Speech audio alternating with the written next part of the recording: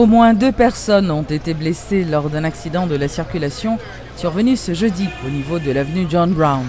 Selon des témoins, un camion transportant du sable dont les freins auraient lâché serait à l'origine de ce malheur. Le camion a également percuté plusieurs autres véhicules qui se trouvaient sur son passage.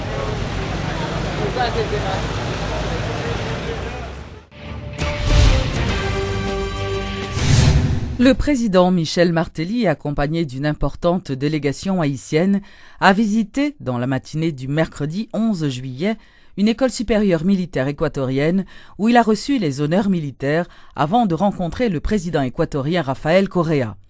Accompagné de Rodolphe Joisil, le ministre haïtien de la Défense, et de Mario Andressol, directeur général de la police nationale d'Haïti, le chef de l'État s'est entretenu avec le ministre équatorien de la Défense, Miguel Carvajal, et plusieurs officiers supérieurs autour des questions liées à la structuration du ministère haïtien de la Défense, à la formation d'une force armée moderne pour le pays, de l'accompagnement de l'Équateur dans la mise en place d'un état-major, du renforcement de la police nationale et du rôle que devrait jouer la MINUSTAH en Haïti. Ecuador está en el corazón de todos los haitianos.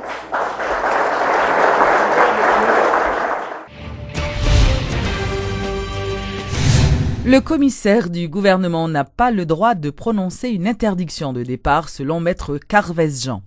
Il affirme que cette prérogative revient au juge d'instruction. Le juge Carvez estime cependant que l'interdiction de départ est une atteinte à la liberté d'un individu et qu'elle doit être clairement motivée. Par ailleurs, le juge d'instruction reconnaît que l'assignation à résidence n'existe pas en droit haïtien, mais il affirme que c'est une évolution nécessaire, ce qui permettrait d'éviter la détention préventive prolongée.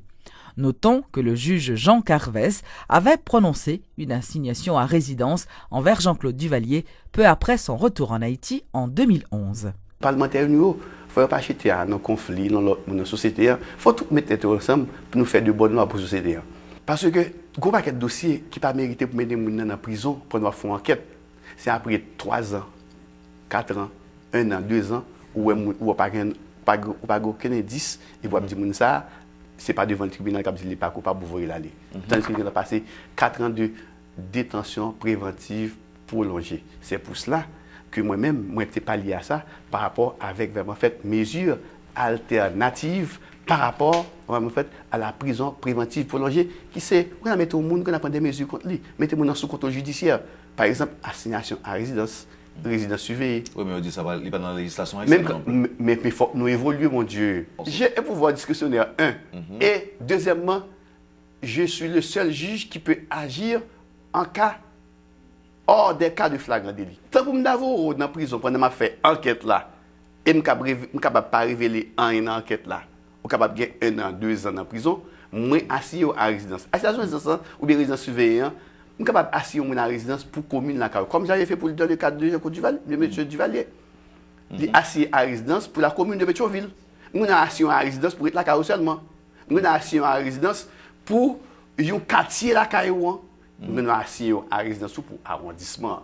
C'est ça l'évolution du droit. Bien que ça soit un bon bagage, il faut que commencer. Et à partir de quel moment on arrive dans l'interdiction de départ là? Interdiction de c'est assez loin, ça c'est loin mettre mon sous contrôle judiciaire. Si assis en résidence, ma bonne interdiction de départ là quand même. Assis en résidence, ma bonne interdiction de départ. Mais ici, nous avons une dérive. Commissaire gouvernement, il faut comprendre ça les limites. Moi-même, moi juge référé toute la journée, je viens de casser.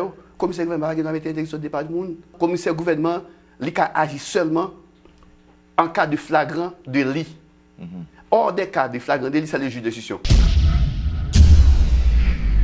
Lancement ce jeudi du développement communautaire participatif. C'est une initiative du Bureau de monétisation des programmes d'aide au développement. Selon le directeur général du Bureau de monétisation, Michael Lecor, cette activité qui se déroule sur 2 journées vise à sensibiliser les autorités sur la nécessité de trouver une approche qui permettra de contourner les différents obstacles à l'amélioration des conditions de vie des communautés rurales et urbaines en vue de favoriser un développement communautaire durable.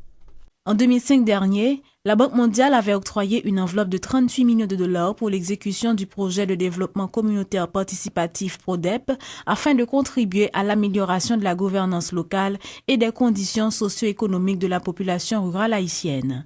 7 années après, devant le succès de ce projet, le Bureau de monétisation des programmes d'aide au développement organise un forum de 2 jours pour en faire la promotion. Michael Lecor, directeur général du Bureau de monétisation, nous en parle. Dans la phase PRODEP, nous pas voulu au début, il y a 7 ans, le projet a commencé, pour ces communautés, que ces collectivités territoriales, qui ont même mise sur le projet. Donc, c'est ça que fait, nous te dit 80% membres organisation, membres assemblée qui pour faire choix de projet, c'était membres organisation communautaire de base. Et 30% étaient de femmes. Représentation femmes. Mais 20% c'était collectivité territoriale, et c'était société civile, nous voyons. Mais avec le temps, nous voyons que si on n'a pas de communes, moyens, puis au même travail, et que meilleur tout, puis au cas, il y a moyens, mais puis au cas travail, puis au cas font plan communal par exemple, et que cas sur plan. Donc nous-mêmes, nous venons faire des projets, dans le cadre des plans, nous venons faire des projets qui étaient plus importants, qui étaient des projets communaux. Le modèle de développement PRODEP peut être un élément moteur dans l'effort national de reconstruction, a de plus indiqué M. Lecor. En ce sens, un budget de 100 millions de dollars est déjà envisagé pour le lancement d'une nouvelle phase de ce projet. Le projet a tellement fait esprit citoyen. Grand pile monde c'est dans PRODEP là, ils viennent députés. Ils viennent créer une plateforme là, pour eux-mêmes ils viennent des leaders. Et cohésion sociale que le projet a créé, donc nous important que nous-mêmes nous faisons pour faire et institutionnaliser l'approche pour des plans, pour modèle ça qui a servi pour vraiment et qui a servi pour développer le pays. Donc nous pensons qu'on approche, nous pensons en deuxième génération de PRODEP qui lui-même qui cadre dans l'ordre de 100 millions qu'a fait pour toute commune dans le pays. Rappelons que le Forum national du développement communautaire participatif se déroule les jeudis 12 et vendredi 13 à l'hôtel Caribé. Au menu figurent des projections, une exposition de photos et des conférences thématiques suivies de débats. Une déclaration finale autour du développement communautaire participatif doit être rédigée également au terme de cet atelier. Le Champ de Mars est totalement vidé de ses occupants à quelques jours de l'organisation du Carnaval des Fleurs les 29, 30 et 31 juillet prochains. Toutes les tentes ont disparu au Champ de Mars. Les activités coutumières reprennent peu à peu sur cette place publique qui s'était transformée en un vaste camp d'hébergement au lendemain du séisme. Le projet 16-6, qui a démarré en septembre de l'année 2011, est une réussite après environ 1 an d'exécution, révèle le directeur de ce programme, Clément Bélizer. 5000 familles sont relocalisées dans leur quartier et les espaces publics sur lesquels étaient hébergés ces gens sont maintenant vides et propres, a fait remarquer le responsable du projet 16-6. Aujourd'hui, le programme franchit une deuxième étape qui consiste en la réhabilitation des quartiers détruits par le séisme, indique Clément Bélizer. Le projet ne va pas s'arrêter là, a fait savoir son directeur. L'étape finale serait d'évacuer les personnes qui occupent les terrains privés. Et qu'il y a là, nous avons monté une stratégie pour nous attaquer quand ce qui est sous terrain privé. Nous allons mettre en procédure légale, tout le monde est capable de faire ça, l'expulsion légale. Côté que parce que nous connaissons que déplacer au gain droit, mais propriétaire au gain droit tout. Le projet de déplacer les sinistrés des camps d'hébergement et de les reloger doit durer 24 mois. 30 millions de dollars ont été décaissés par la CIRH pour le démarrage de ce programme, tandis que son coût total s'élève à 78 millions de dollars.